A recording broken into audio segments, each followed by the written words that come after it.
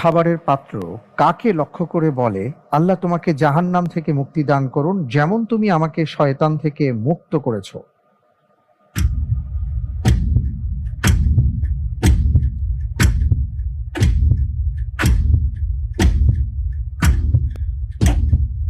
খাবারের পাত্র কাকে লক্ষ্য করে এই কথাটি বলে?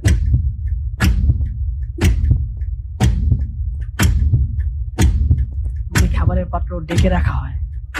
যে খাবারের পাত্র ঢেকে রাখা হয়। ফ্রিজ করে দিচ্ছি, ফ্রিজ করা হোক। যে খাবারের পাত্র ঢেকে রাখা হয়।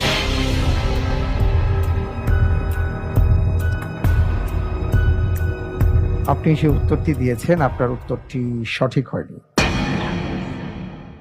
সঠিক উত্তর ছিল এটাই, যে ব্যক্তি কোনো পাত্রে খায় এবং সেটা চেখে খায়, একেবারে পরিষ্কার পরিচ্ছন্ন করে ফেলে, তার ক্ষেত্রেই কথা বলা হয়েছে।